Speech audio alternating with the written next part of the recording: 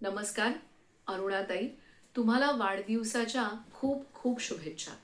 69 अरुणाताई या सिरीजसाठी व्हिडिओ पाठवताना मला खूप आनंद होतो.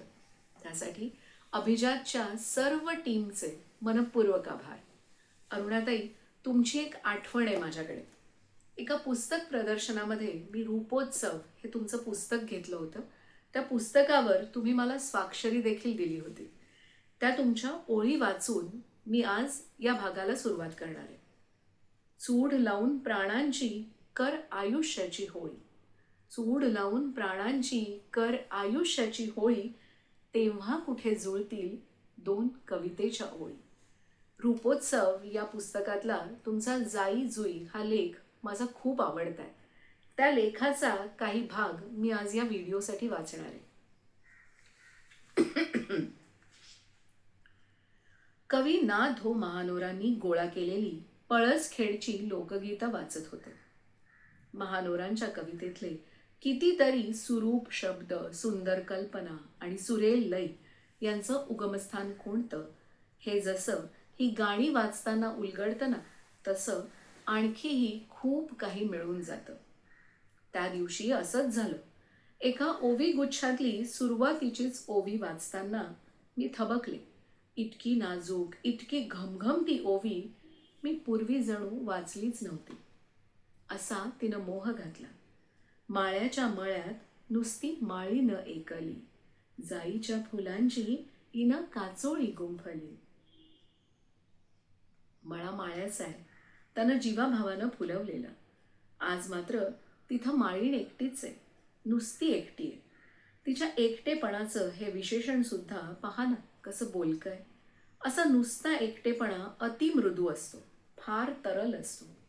मला विलक्षण वाटलं ते हे की या एकटेपणाची, नुसत्या एकटेपणाची अशी तरल जात पकडण्याचं सामर्थ्य जे भल्या भल्या कवींनाही असतंच असं नाही, ते या खेड्यातल्या अडाणी बायकांच्या शब्दात कसं सहज आलंय.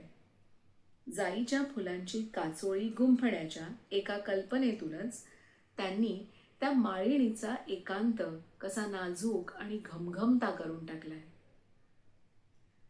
हरवलेल्या प्रेमाची अवघड हुरहुर जाईच्या फुलांनीच तर सांगावी.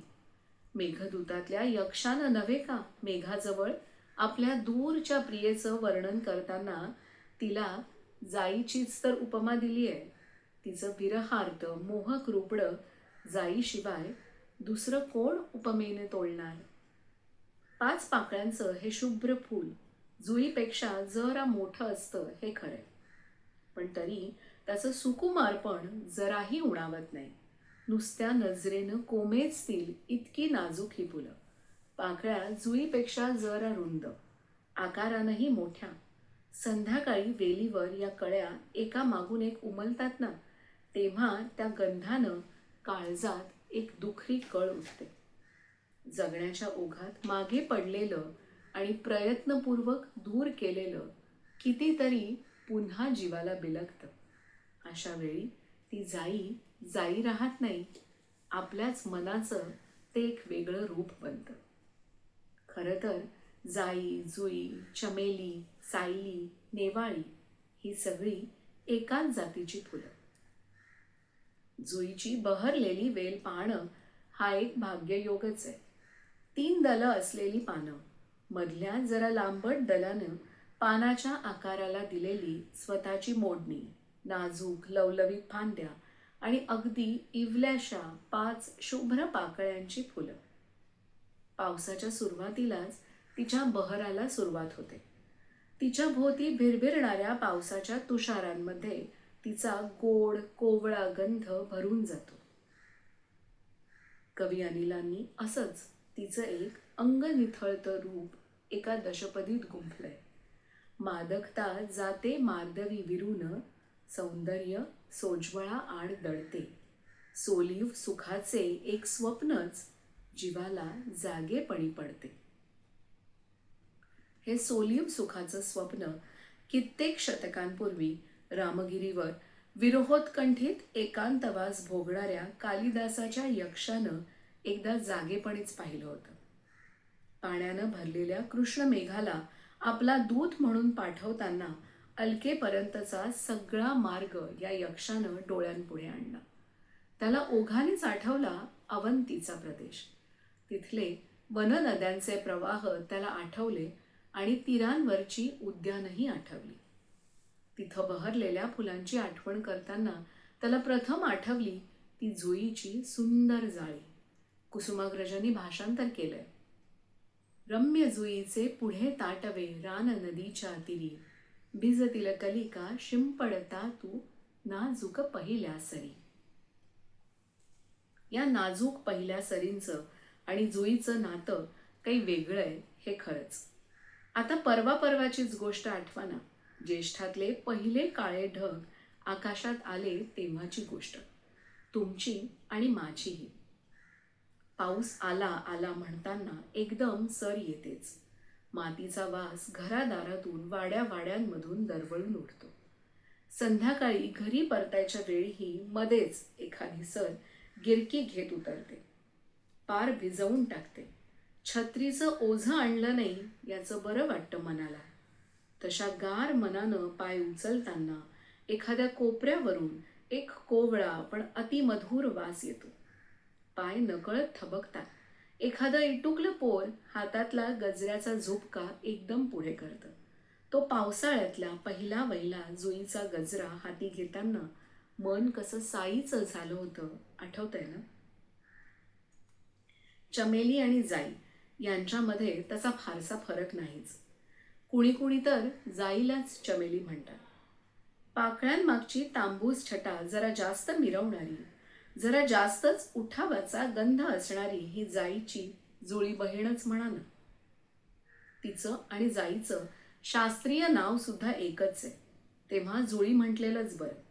पण जाई या नावात जसं सुरेख मार्दव आहे तसं चमेली नावात नाही. चमेली म्हटलं की जरा ठसकाच वाटतो, तोही उत्तर हिंदुस्थानी प्रियेचा ठसका. या जाती कुसुमांचा मूळ प्रांत खरं म्हणजे उत्तर भारतच आहे. अवंतीच्या आसपासचा प्रदेश म्हणजे एकेकाळचा जाई जुई चमेलीचा प्रदेश. चमेली हिंदी गीतांमधून इतकी कशी घमघमते हे वेगळं कशाला सांगायला हवं. गुलाबाच्या आणि चाफ्याच्या बरोबरीचा तिचा तोरा, पण तोरा मोठा असला तरी चाफ्यापुढे तो कोवळाच. चमेलीच्या नावातच मुळी एक तरतरीत तरुणपण आहे. कुणी म्हणतात की चंबळ नदीच्या काठची वेल म्हणून ती चमेली. चंबळचा अवखळपणा आणि उत्साह ती घेऊन आली, म्हणूनच तर हिचा तरतरीतपणा नजरेत भरत नसेल, कोण जाणे. पण एखाद्या उत्साही तरुण मुलीसारखी तिची आठवण आहे हे नक्की. चमेलीचा तो फुलण्याचा देखणा आवेग आणि तिचा गोड पण किंचित धुंद वास याचं नातं प्रणयाच्या उत्कट आणि निरभ्र धुंदीशी किती नेमकं जुळतं. पांढरा शुभ्र फ्रिलचा फ्रॉक घालून एखादी हसरी चिमुरडी जर तुमच्या पुढ्यात उभं राहून म्हणाली, माझं नाव सायली, तर आवडेल ना? सायलीचं नाजूकपण तसंच आहे. चमेली जशी जाईची जुळी बहीण तशी सायली जुईची बहीण आहे. तशी सारख्याच आकाराची सारख्याच रंगाची ही सुवासिक फुलांची बेल. जुईसारखीच 3 दलांची हिची पानं.